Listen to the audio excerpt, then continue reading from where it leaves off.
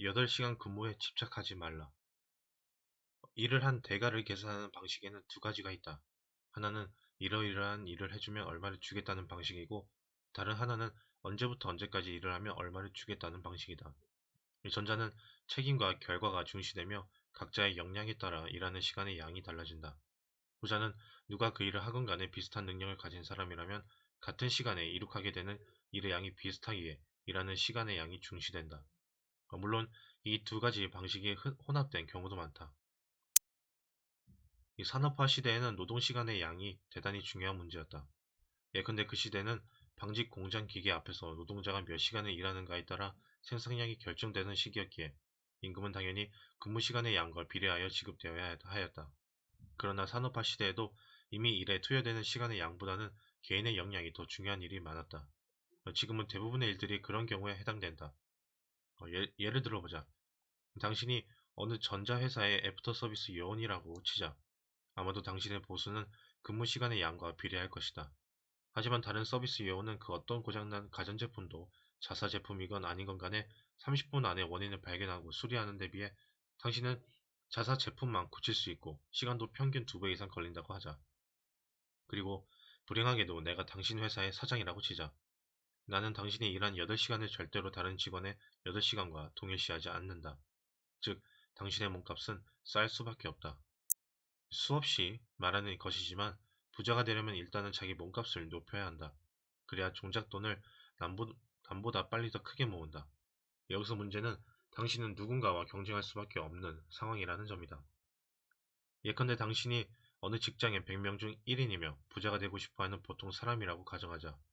불행하게도 그 100명 중 틀림없이 당신보다 언제나 일의 결과가 객관적으로 우월한 사람이 있을 것이다.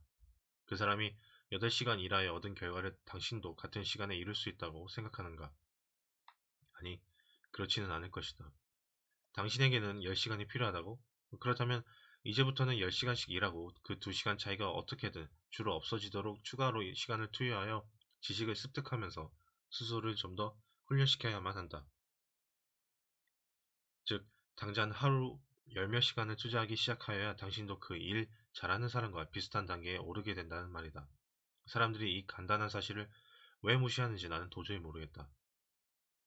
직장인들을 위한 성공 지침서인 더 많이 받고 더 빨리 승진하라 에서 저자 브라이언 트레이시 역시 자기 몸값을 높이려는 사람들에게 일찍 출근해서 열심히 늦게까지 일하라 고 조언하면서 이렇게 지적한다.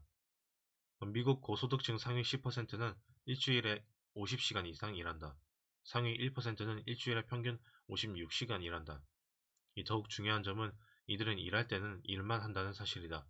이들은 시간을 낭비하지 않는다. 일찍 출근해서 즉시 가장 중요한 일에 착수하고 하루 종일 꾸준히 열심히 일한다. 이들은 동료와 잡담하는 데 시간을 버리지 않는다. 나 역시 일을 할 때 그렇게 하여왔다. 유럽 사람들은 어떨까? 일은 조금만 하고 삶의 여유를 즐긴다고? 웃기는 소리 작작해라. 나는 사업상 수많은 나라들을 돌아다니면서 일하는 모습을 바로 옆에서 지켜보았다. 어느 나라에서건 중류층과 하류층이 8시간 노동에 집착하는 법이다. 이 선진국들에서 하루 8시간 근무와 주 5일 근무 제도를 지키는 것은 대부분 공무원, 육체 노동자, 하급 직원들이다.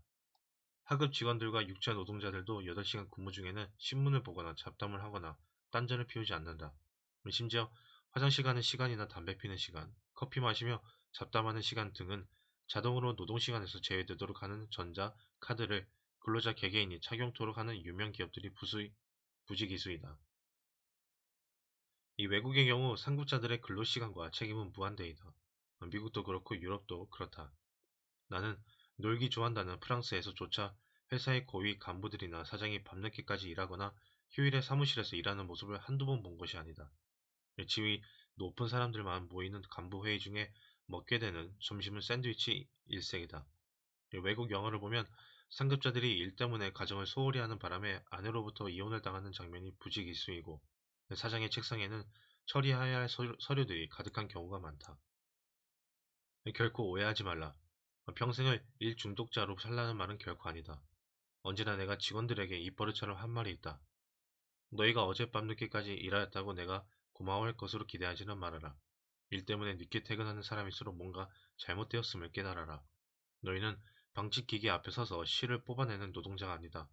머리를 써야 하는 일을 하는 사람들이다. 나는 너희가 날이 갈수록 일을 빨리 마치기를 바란다. 우리 인생의 목적이 평생 일하는 데 있는 것은 결코 아니다. 바로 그 이유 때문에 하루라도 빨리 일에 노숙해져야 한다.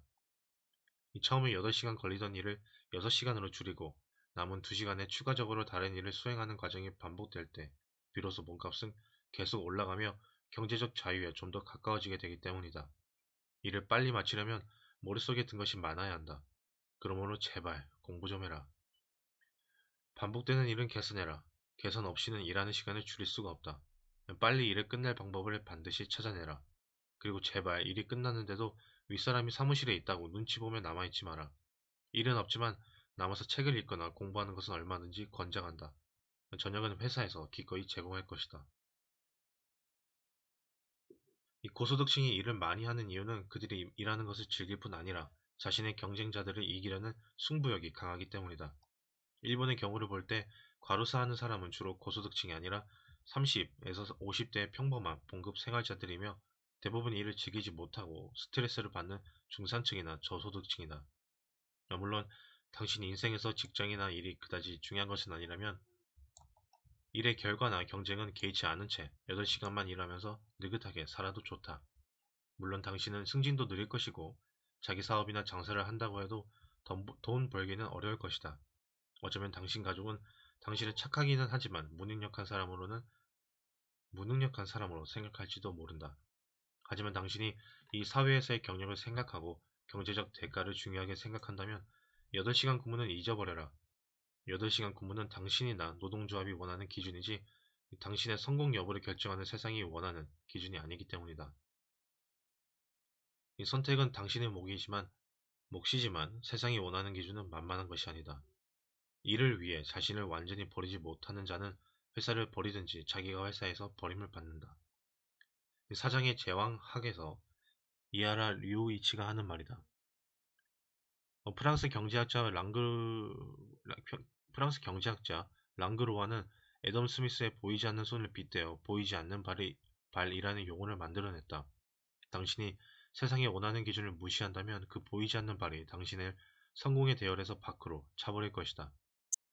8시간 근무를 고집하면서 느긋하게 살면서도 그 보이지 않는 발에 차익지 않고 크게 성공한 사람이 이 세상에 단 한 명이라도 있다면 내 손에 장을 지지겠다.